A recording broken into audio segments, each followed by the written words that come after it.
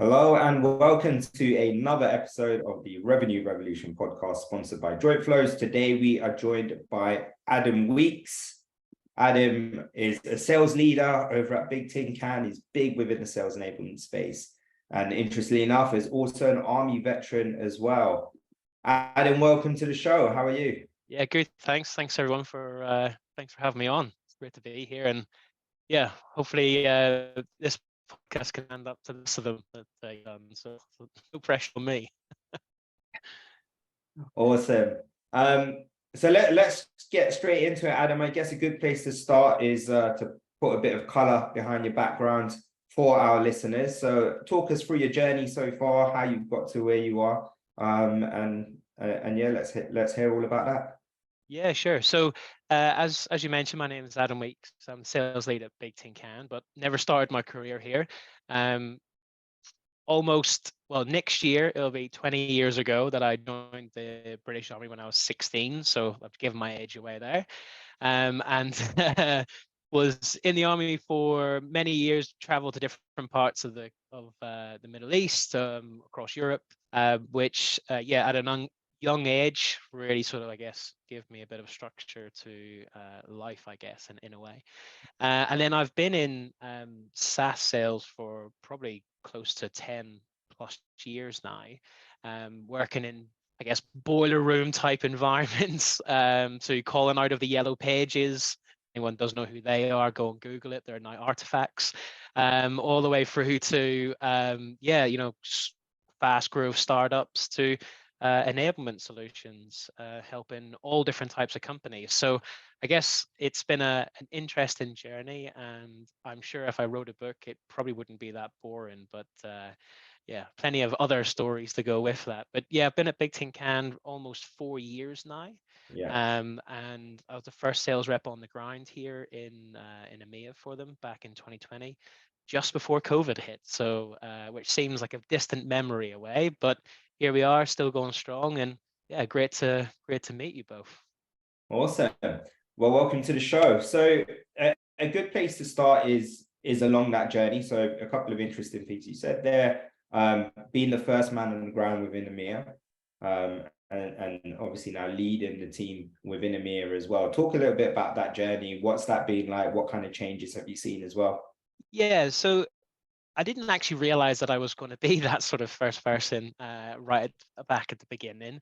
My VP I report to was in Boston at the time, and I guess life, how I saw it and how they saw it, was going to be very different to the way things had planned. I'm sure same with yourselves with COVID coming into play. Being first on the ground was interesting because there was only a handful of us in back in 2020, so it was quite a small knit team, and you got to know people quite well, and I guess you had to gel quite quickly. Also, which I think some people struggle with. Some take it on their chin and off they go.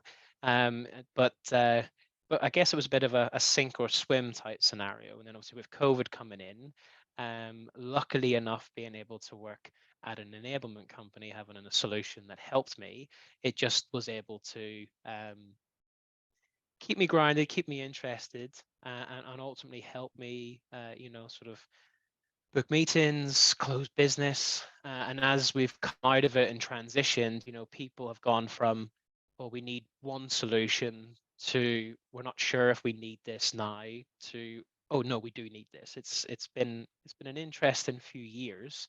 And I think at the moment where the industry is, it's almost, I'd say, not that crossing the chasm type area, but it's very much like on that knife edge where is it going to go? Like, is it going to evolve again? Is there going to be more players? Are we going to see consolidation of players into one? And yeah, there's a lot of trends coming out at the moment for still remote workforce, which is pretty cool because people are trying to get back into the office.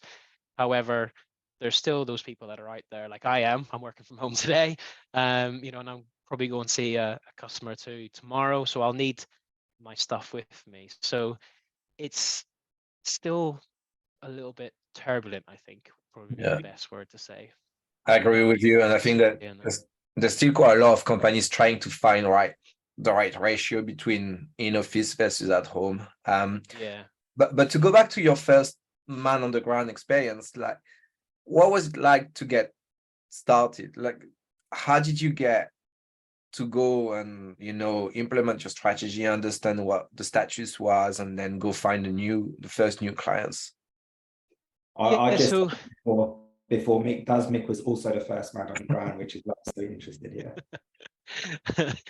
so I think for me it was, I have the whole of EMEA to go after, right? So, and you think how many businesses there are. There's so many different industries that you can sell into, but where do you even begin? And a lot of people will try and spin 10, 15 plates in one go, when actually you probably just need about 4 or 5 going, right? So really for me, it was understanding, and this is a massive part, so my SDRs watching this and AEs will realize this, is customer stories. I talk about it all the time. Those case studies, the videos that marketing have either spent money on or have fought tooth and nail to go and get a customer to agree to doing a case study. I don't think enough salespeople, regardless of what position you're in, really learn them. I think it's so vital, especially if you're a new person in a new territory. You need to go prepared into battle, I guess, with all those case studies and understand them. For me, when I realized we had more case studies in one particular industry than others, I was like, okay, well, people are going to want to know who Bigtincan are. They're going to want to know who we work with and what we do and why they should speak to me. So if I can have as many case studies and use cases as physically possible, the route that I go down should be a lot easier than a route where I have very minimal information. So it was trying to almost find not a silver bullet, but an easier path to one where you're just sort of going, I think we should go this way. Yeah, I agree. I think we speak to a lot of first man or women, first people on the ground here, and there's always the debate around, am I going wide or am I going into a specific niche based on previous successes? But what they do struggle with is, how do they manage the expectation with leadership? Because often is, I'm going to open a new market, I'm going to put salespeople on the ground, and my ARR, whatever your metric is, should go up, right? And yeah, often it takes longer than it was planned for. What's your experience around this? Yeah, so for me, it wasn't about going after the big logos immediately, like as much as we all want to, right? We love land in Wales, but I guess that's probably a reason why I've got a really bad hairline now and a lot more grey hairs, because they are so stressful. But I think it's, can we work with sort of small to medium enterprises? If so, cool. Who are they? Let's use Sales Navigator to try and narrow down who they are. Can we work with ones that are in the UK, or predominantly would be are happy to speak in English? I know there's some countries across EMEA that won't entertain an English conversation, so maybe you want to give them a bit of a wide berth. So for me, it was okay. So we know the industry we're really good at because we have lots of case studies. Let's go in at, say, 200 to 500 employees, because we know that there is going to be a need there. However, we can decision makers easier, and we can easily deploy to those type, because they're going to have anywhere between, say, 50 and 100 sales reps, right? So it makes it more manageable, and the deal sizes aren't enormous to put people off going, oh no, we need a full business plan, or we need 20 other people to see this. It's like, I get it, I understand it, cost is reasonable, this makes complete sense. So that's sort of the rule of thumb sort of I took, and if I was to start a business tomorrow, I would just use the same sort of format as I did when I first started at Bigtincan, and it was the same at the previous company and the one before that and the one before that, because it's just worked for me in the past, I think. Yeah, no, that makes sense. And you've been the first man on, we'll wrap up the first man on the ground question. So there's a lot more to you than being the first man on the ground, but being the first man here within EMEA, obviously the company I believe is based in the US, is that right? Yeah, so Bigtincan's headquartered in Boston, but Yeah. funny enough, we're actually, which some people don't realize, we're actually an Australian company. Oh. So we're on the Australian Stock Exchange. So it's, yeah, some people are like, oh, you're an American company, you know, it's like, yeah, sort of, but we're also an Australian. Yeah, my question was that in these instances, what I often find is that there's nuances between the market, right? So you might have had success within one specific geographic location, but it doesn't necessarily mean, all right, let's just open up within this market now and expect to have the same results.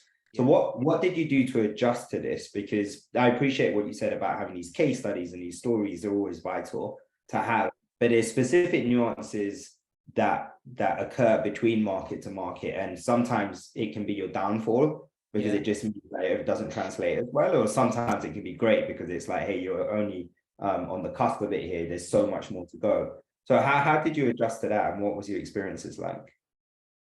I mean, it definitely wasn't easy. You know, listening to calls in the US to, you know, from some other AEs, STRs, and you sat going, why does that sound so easy compared to the calls that I'm having? And it definitely, you're absolutely right. You know, it just because you're successful in one region doesn't mean it's going to be successful in the next. So you have to pivot on what people are asking for. So I guess for me, and the experience that I find was everybody wanted more information around ROI. They wanted to see, you know, what's the analytics I get from this? You know, do I stay put with what I've got? What do you do differently? And it was really understanding, okay, well, what do we do differently? You know, why would that person be interested in those analytics? You know, how could that help them in their role?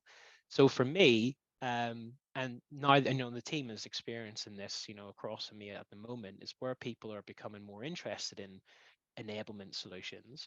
It's like, well, you got to show them what the outcomes are before you show them anything else, because there's too many companies now that are trying to do everything, but they spread themselves too thinly. So what you want to do is come back to the whole reason why there were these enablement solutions were here in the first place, and it was better understanding what's working for people so that you can then replicate that across the business and hopefully drive revenue. So back to your point, let's show you what you can measure. This is the difference between us and, I don't know, a SharePoint site as an example. And this is what you're going to get back. And I think that was the education that we're having to give to people and educate them that they do get this from it. And it's not just another content repository that some people thought at the beginning. Yeah, I love this because we've been speaking. We had, you know, the likes of Kieran Smith and Kunal on the podcast, sorry, and they all speak about impact, and they all speak about being able to measure initiatives, but to also proactively be part of the bigger conversations. When it comes to like analytics and data, there's also almost a consensus around data fluency and data mechanics, where leaders don't necessarily have the right skill set to even get started with understanding what's happening through the data points. Is this something you notice as well, or am I just like completely off track? Which might be the case. Like I'm often very often. No, I don't. I think it's so, sometimes it's so new to them. They really just feel alienated of like, wow, okay, I've never, what the hell is this data? Like, what do I do with it? Like, what is it telling me? And yeah, you're right. You know, some people, it is again another educational piece where you have to have those case studies, you have to have those use cases in the back of your head as to what those companies are doing with your platform. And I think, you know, it's not just the old tale of sales and marketing bridging the gap. You also then got to think of your CS and account managers, because they need to give you, the frontline people, the information as to what people are using the analytics for. And sometimes people, previous companies I've worked at, I never spoke to an account manager. I never spoke to customer success. But if I had, I'd know why, you know, what are the real true pain points that people are buying the solution for? and have they evolved since they bought it? And they probably have. We don't just sit still. So when it comes to speaking to marketing leaders and sales leaders on these platforms, you are educating them and giving them examples of typical dashboards that you typically see, and then what to do with that data. It's not a case of just looking at it and going, cool, it's in the green, but why is it in the green? So yeah, there's there's definitely room for improvement, and I think that's one of the reasons that I've taken to LinkedIn recently and started publishing a lot more on what you can really get from these analytics and the KPIs that you should be setting in place. Because some people just, they just think it's another cool tool to use, but then they actually don't realize the power that it can provide. Yeah, absolutely. And we're seeing a big shift for a lot of the businesses that we speak to around when they're talking about revenue and generating revenue. There's almost a focus on expansion within your existing client base versus just purely new logo. I think the thought process is we've got a foot in the door over here. There's a lot of white space within this market for us to go after as well. And so let's put a strategy together for that. How is it that enablement can support it within this process as well? And is there any specific strategies that you see working well? So, I mean, I'm not going to pretend I know all the strategies for my role is just net new logo. It is your hardcore, knocking on the door, cold calling, cold emailing. That's my role. I love that role. However, how could revenue leaders and enablement leaders support our account managers in expansion? Well, you can use these type of platforms to do so. So if you have other products that you can sell, great, but why does that company care about them? And I think that all comes back to listening to the customer success managers and existing account managers, especially if you're a newbie. Why did you cross-sell that particular piece of that product into that business? What was it that got you in the door? And then it's taking that information and sort of rolling that out across the team. Rather than keeping it to yourself. I think with that and these enablement solutions that are out there is that you can actually see the content that is resonating with those, with those accounts, and taking that data and saying, okay, well, this particular type of business of this size, has engaged in this type of content. You have customers like this, account manager A. You should use this content to that particular customer and see if it resonates with them too. And it's all about trial and error, right? It's never, nothing's ever going to work for everybody. Hence back to, the different markets from North America to the EMEA market. It's a case of just trying, seeing what works and getting the analytics back and then hopefully replicating that across the team. So yeah, I mean, I couldn't tell you an exact strategy on that one. It's just, it's sort of, I'd just be making it up, and I think that'd be unfair for those who know what they are talking about.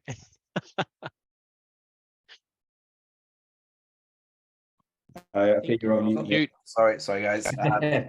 Yeah, Yeah. you've had a very impressive career progression within your entirety, the entirety of your career, but more specifically within Bigtincan. What's the way to do it? Believe in what you sell. Like, that's it. Use it. I would not entirely. But I posted about this a few. I think it was probably about last year. I was doing some research on. We were looking at another software provider to help us with something that we were interested in, and also looking at data providers.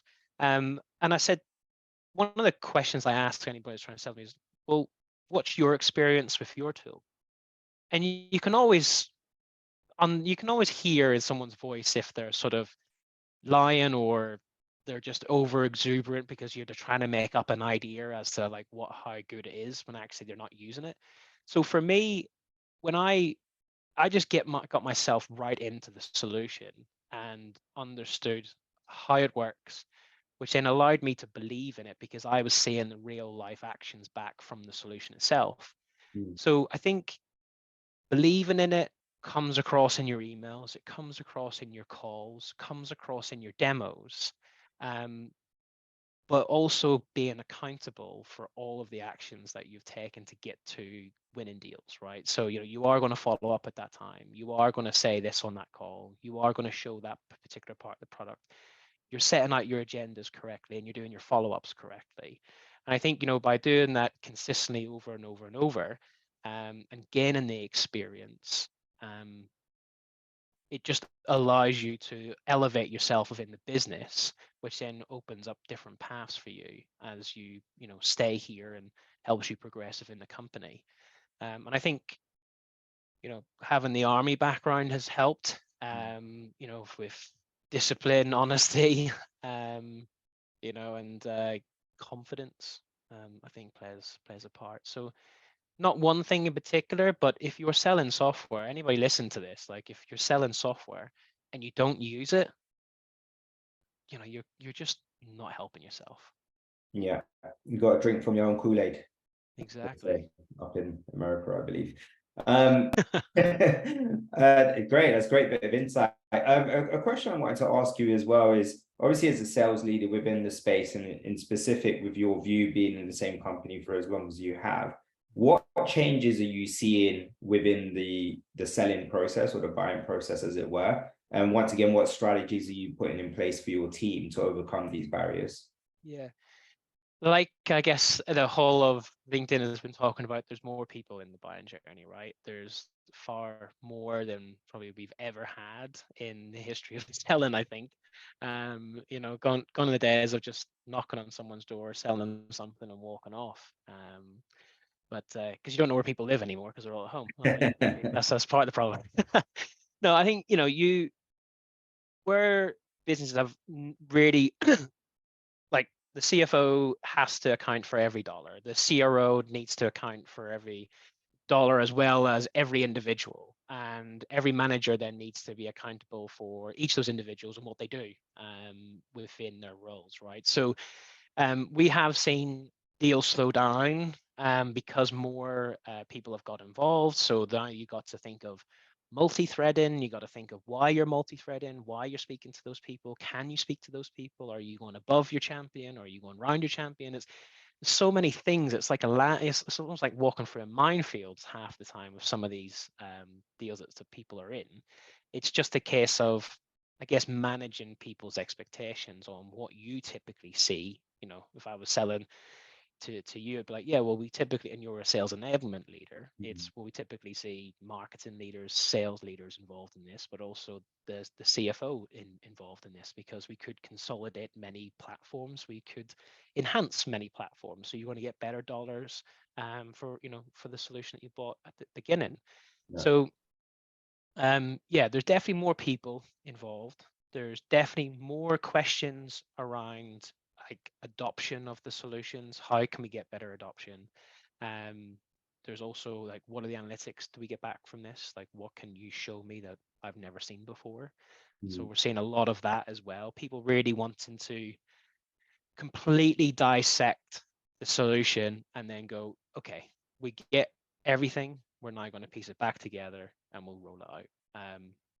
It's a very quick way of closing a deal out that way, but that can take months. So I would say things have taken longer. And also what we've seen, which a lot of people probably experience if you are selling across Europe, is the holiday season is July and August. Wow.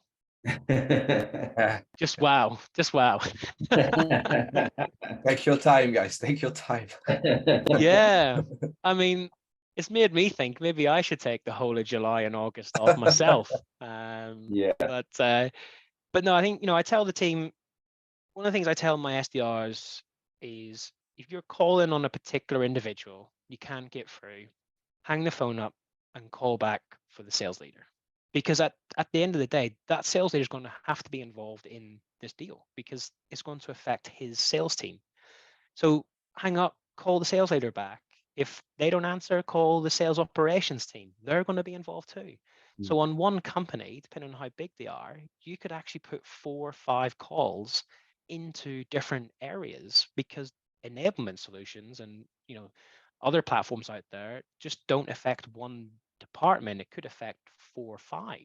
Yeah. So even at the beginning, before you even get in the door, you're already multi-threading as an SDR, because you have to go and speak to all those different people. And then as an AE, you've also got to think like the SDR and go, well, we've only spoken to this individual. We need to go and connect with these individuals as well. So from the outset on discovery calls, I'm already asking people to think of 3 up and 3 down, who else can we get involved, and be open with people on a discovery call, with who you want to speak to and who you typically see buy these products. And final thing I'll just add on to that is I was on a discovery call on, what day are we? It's Wednesday today, isn't it? Yeah. It was Thursday last week. The woman I'm speaking to, she's like head of customer experience and employee experience at a retail company. And I laid everything on the table, and she was like, no one has asked about other people involved in this process. No one has asked about when are you looking to implement something like a work back plan. And you've also been open and honest with me about pricing. She's like, no one else has done that. And I was like, well, isn't that just what you should be doing? Like, call me crazy. But she was like, no. I said, the only reason I got the information is my SDR went out there and looked at all the different individuals who could be involved in this deal and told me who they were. And she was like, I just have to thank you for that, because like it's been a great experience. Now, if any of my leaders are watching this at Bigtincan, I will try and close that deal, but who knows? If you fail to prepare, you prepare to fail. Well, exactly. Yeah, it's the I had something like that in my one of my presentations I did at SKO. It was the 7 Ps: piss poor, preparation. I won't do the whole thing. I can't remember off the top of my head, but yes, don't be the 7 Ps where you're not preparing yourself, or you will end up failing. So. And Adam, just a quick question around enablement itself. So we see a lot of the duration of the average duration, the average tenure of an individual contributor going down to like, I think it's 18 months at the moment. And the onboarding period, the ramp up can take up to 10 months. So you really only have like maybe 2-3 quarters where you're exploiting your sales team as much as possible. Yeah. Do you see good ways to shorten that ramp up onboarding phase through the companies you work with? Yeah, we've seen obviously each industry has different sales cycles lengths, which I think has a direct impact on sort of tenure as well.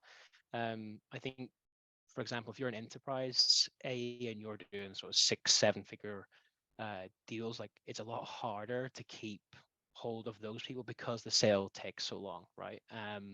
So I think your onboarding plan would need to be very tailored to that specific type of individual or that job role within your company, rather than someone who's in the sort of small to medium business, area where the sales cycles are maybe a little bit quicker.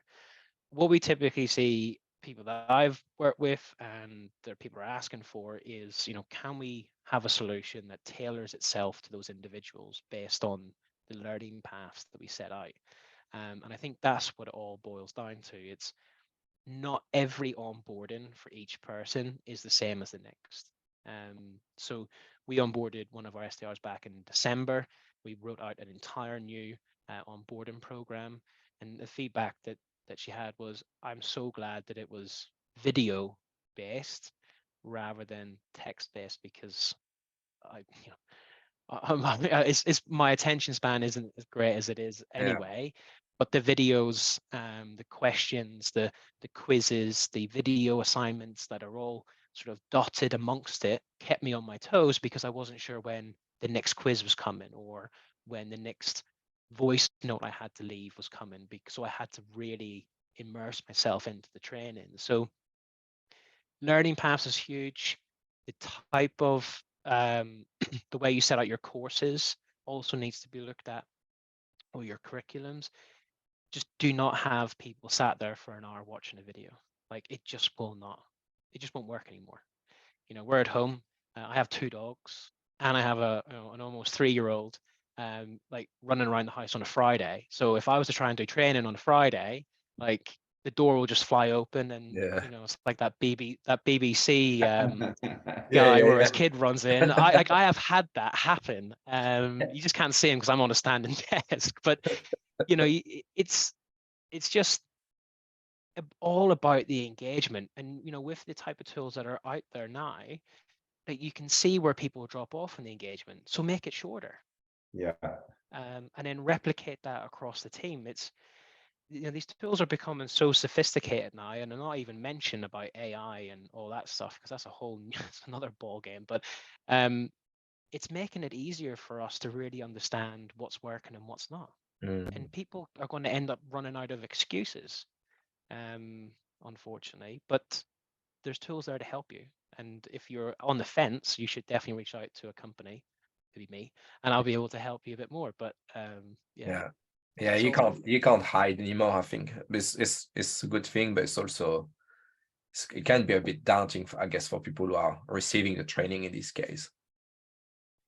Yeah, I mean, if I think on some of the like I've spoken to a few old colleagues of mine, and just somehow their onboarding went, and some of the half the time it was just jump on a couple of calls, read these presentations, listen to a couple of calls, watch a few videos, and off you go. But that isn't really helping me understand what's going to help me win. So that tenure, like you say, coming down, I reckon it's even lower than that. I honestly think it's between sort of 12 and 14 months rather than 18.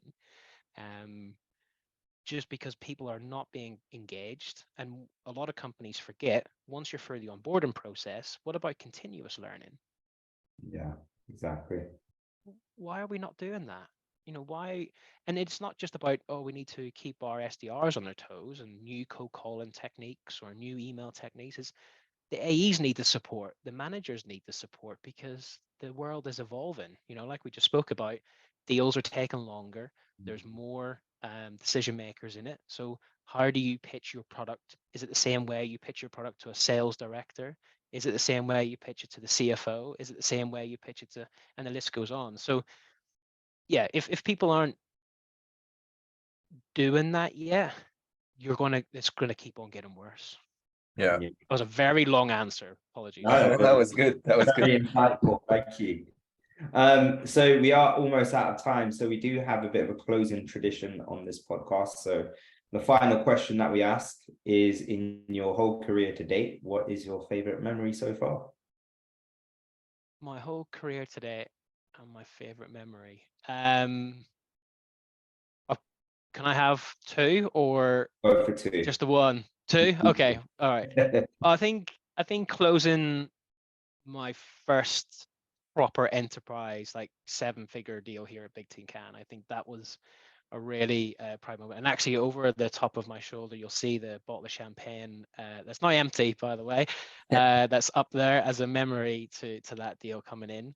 And then I think the very first the proudest moment of all was being in the army. I think that and being in different places like Iraq and Kuwait and all over the Middle East. I think that's like I'll always have that, and being able to go and do that between the ages of 16 and 23 is not many people do that. So yeah, absolutely. So yeah, so that's my 2 proudest moments, I'd say. Awesome. Well, Adam, it's been an absolute pleasure having you on the podcast. Thank you very much for joining us. This has been the Revenue Revolution podcast, sponsored by Jointflows. Until next time, thank you. Thank you.